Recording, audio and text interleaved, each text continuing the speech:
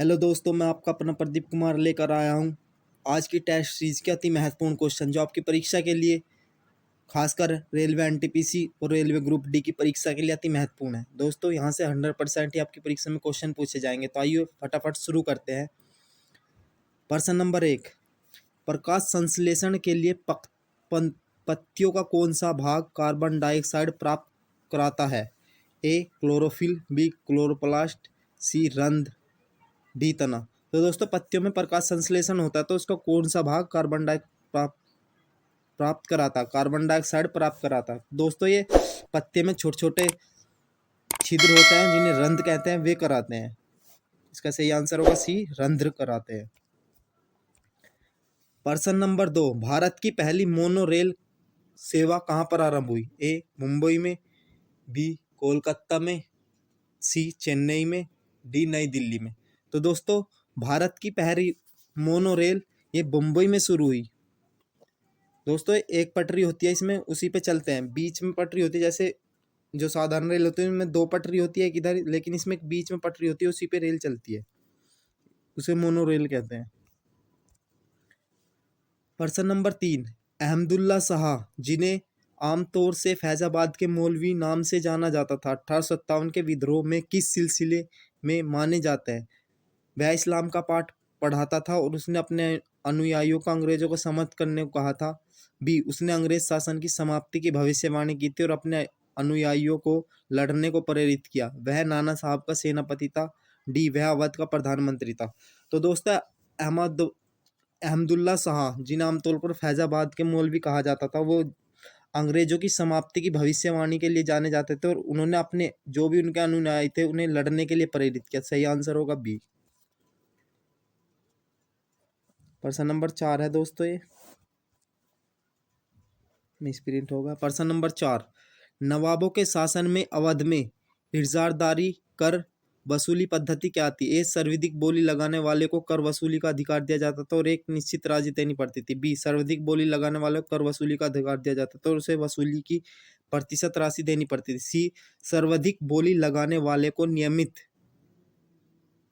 कर देना पड़ता था। डी सर्वाधिक बोली लगाने वाले को एक निर्धारित राशि देकर बाकी नवाब को दिया जाता था। तो दोस्तों, इससे सही आंसर होगा पहला ही, सर्वाधिक बोली लगाने वाले को कर वसूली का अधिकार दिया जाता था और एक निश्चित राशि जो है नवाब को देनी पड़ती थी। प्रश्न नंबर 5, निम्नलिखित में कौन सी भाषा अपेक्षाकृत नूतन है? नूतन का मतलब होता है दोस्तों नई है। ए अरबी, बी उर्दू, सी पर्शियन, डी संस्कृत। तो दोस्तों, ये 4 भाषा दी हुई है और उनमें से सबसे नई जो है वो उर्दू है। प्रश्न नंबर 6, निम्नलिखित में से सिंधु घाटी सभ्यता के बारे में क्या सच नहीं है? ए शहरी विकास के लिए कोई भी आयोजना प्रतीत नहीं होती है। बी शहर के रास्ते सीधे रेखा में बनाए गए और एक दूसरे को समकोण पर काटते थे। सी नालियों को अवसर ढका जाता था और उसमें निरीक्षण छिद्र भी होते थे। डी अधिकार मकानों में अपने निजी घर होता था। तो दोस्तों, इसके बारे में सच नहीं है। तो दोस्तों, ए इसके बारे में सच नहीं है, क्योंकि वहाँ पे तो शहरी विकास के लिए काफ़ी आयोजना प्रतीत होती है कि ये जो सिंधु घाटी सभ्यता थी ये शहरी सभ्यता थी। बाकी तो ये सब सही है, यही एक गलत हो जाएगा। प्रश्न नंबर 7, रैयतवाड़ी कर वसूली पद्धति है दोस्तों, ये होगा डी रैयतवाड़ी। ए जमींदार कंपनी को भुगतान करते थे। बी किसान जमींदार को भुगतान करते थे। सी गांव के मुखिया को कंपनी को भुगतान करना पड़ता था। डी किसान सीधे कंपनी को भुगतान करते। तो दोस्तों, ये रैयतवाड़ी रीड और मुर्नो ने चलाई थी और इसमें किसान सीधे कंपनी को भुगतान करते थे। प्रश्न नंबर 8, मुगल काल में जब्त शब्द का मतलब क्या था? ए राजस्व संग्रहण की पद्धति, बी संपत्ति की जब्ती, सी जबरदस्ती विवाह करना, डी अनिवार्य सेना भर्ती। तो दोस्तों, मुगल काल में जो जब्त था वो राजस्व संग्रहण की पद्धति थी। प्रश्न नंबर 9, प्रसिद्ध राजा हर्षवर्धन की जीवनी हर्षचरित्र का लेखक कौन था? ए बाणभट्ट, बी आर्यभट्ट, सी कालिदास, डी स्वयं हर्षवर्धन। तो दोस्तों, प्रसिद्ध राजा हर्षवर्धन की जीवनी हर्षचरित्र बाणभट्ट ने लिखी। प्रश्न नंबर 10, निम्नलिखित में से कौन विद्युत का खराब संचालक है? ए तांबा, बी तनु हाइड्रोक अम्ल, सी पानी, डी सोना। तो दोस्तों 4 वस्तु दी गई है और उनमें सबसे खराब संचालन की बात करें तो पानी होगा। प्रश्न नंबर 11, देवदार पेड़ भरपूर मात्रा में पाए जाते हैं। ए हिमालय प्रदेश में, बी केरल के तटीय प्रदेश में, सी तमिलनाडु के तटीय प्रदेश में, डी विंध्य प्रदेश में। तो दोस्तों देवदार जो है ये पेड़ हिमालय प्रदेशों में भरपूर पाए जाते हैं। इसका सही आंसर होगा हिमालय प्रदेश। प्रश्न नंबर 12, निम्नलिखित में से क्या सभी अम्लों में अनिवार्य रूप से पाया जाता है। A hydrogen, B oxygen, C nitrogen, D carbon. तो दोस्तों सभी अम्लों में अगर अनिवार्य रूप की बात करें तो इनमें से हाइड्रोजन सभी अम्लों में अवश्य रूप से पाया जाता है।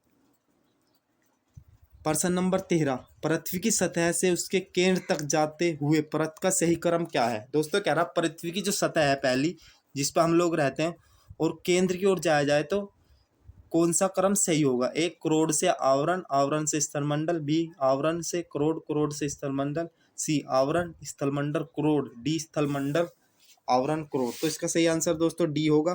पहले स्थलमंडल है जिसपे हम रहते हैं, उसके बाद अंदर आवरण आएगा, उसके बाद अंदर और क्रोड आएगी। प्रश्न नंबर 14, सीएनजी किसका अल्प नाम है। दोस्तों पूछा है जो सीएनजी है किसका अल्प नाम है। ऑप्शन दे रखे दोस्तों, A compressed natural gas, B cooled nitrogen gas, C concentrated natural gas, B compound natural gas. तो सही आंसर होगा दोस्तों ए, सीएनजी का फुल फॉर्म होता है कंप्रेस्ड नेचुरल गैस। प्रश्न नंबर 15, संतुलित रासायनिक समीकरण के बारे में निम्नलिखित में से क्या है। दोस्तों पूछा है जो संतुलित रासायनिक समीकरण है उसके बारे में निम्नलिखित में से क्या सही है। ए बाईं ओर के अणु की संख्या दाईं ओर के अणु के बराबर होनी चाहिए, बी बाईं ओर के परमाणु की संख्या दाईं ओर के परमाणु की संख्या के बराबर होनी चाहिए, सी बाईं ओर के यौगिकों की संख्या दाईं ओर के यौगिकों की संख्या के बराबर होनी चाहिए, डी बाईं ओर अणु परमाणु और यौगिकों की संख्या दाईं ओर के जितनी होनी चाहिए।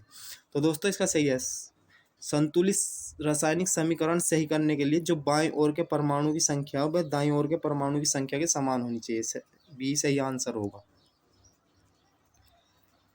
प्रश्न नंबर 16, दो राज्यों के बीच का विवाद सुलझाने का अधिकार किसे है। ए संसद को, बी मंत्रिमंडल को, सी उच्चतम न्यायालय को, डी राष्ट्रपति को। तो दोस्तों दो राज्यों के बीच के विवाद का अंतिम अधिकार सुलझाने का उच्चतम न्यायालय को है हमारे भारत में। प्रश्न नंबर 17, रेडियन इकाई किसके मापन के उपयोग में करते हैं। दोस्तों पूछा है रेडियन की जो इकाई है किसके मापन के उपयोग में करते हैं। ए वृत्त की त्रिज्या को नापने में, बी रेडियो धर्मिता की तीव्रता नापने में, सी कोण को नापने में, डी रडार संकेत का बल नापने में। तो दोस्तों रेडियन हम कोण की त्रिज्या नापने में करते हैं।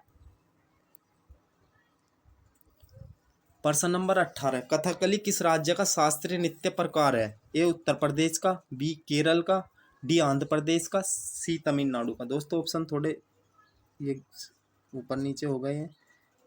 इसका सही आंसर होगा दोस्तों केरल, बी कथकली जो है केरल का शास्त्रीय नृत्य है। प्रश्न नंबर 19, इजिप्ट के फेराओ यह हुआ करते थे। दोस्तों पूछा है जो इजिप्ट यानी इजिप्ट होता था दोस्तों मिस्र, तो मिस्र के फेराओ जो क्या हुआ करते थे। ए आध्यात्मिक गुरु, बी राजनीतिक प्रधान, सी दोनों ए व बी, डी लोकतांत्रिक तरीके से चुने गए राजा। तो दोस्तों इजिप्ट के फेराओ इसका सही आंसर होगा दोनों ए और बी। जो इजिप्ट के फेराओ होते थे वे वहाँ के आध्यात्मिक गुरु भी होते थे और राजनीतिक प्रधान भी होते थे। प्रश्न नंबर 20, मनुष्य के प्रारंभिक इतिहास में आदि मानव मूलतः ए शिकारी संग्राहक था, बी परंपरागत फसल पैदा करने वाला कृषक था, सी पालतू जानवरों का चरवाया था, डी आदि मानव के बारे में कुछ भी मालूम नहीं है। तो दोस्तों जितना मालूम है हमें उसके आधार पर मनुष्य के प्रारंभिक इतिहास में आदि मानव जो है शिकारी संग्राहक था, यानी शिकार करता था और उसका ही संग्रह करता था, उसे ही खाता था, कच्चा ही खा लेता था दोस्तों उस समय। तो दोस्तों ये थे आज की टेस्ट सीरीज के अति महत्वपूर्ण 20 क्वेश्चन जो आपकी परीक्षा के लिए अति महत्वपूर्ण है। दोस्तों क्लास पसंद आ रहे हैं तो चैनल को सब्सक्राइब करें और डेली नोटिफिकेशन पाने के लिए बेल आइकन पे ऑल प्रेस करें, वीडियो को लाइक करें, ज़्यादा से ज़्यादा अपने दोस्तों में शेयर करें और कमेंट कर बताएं कि क्या कमी रह गई है दोस्तों, क्या हमें करना चाहिए। धन्यवाद दोस्तों।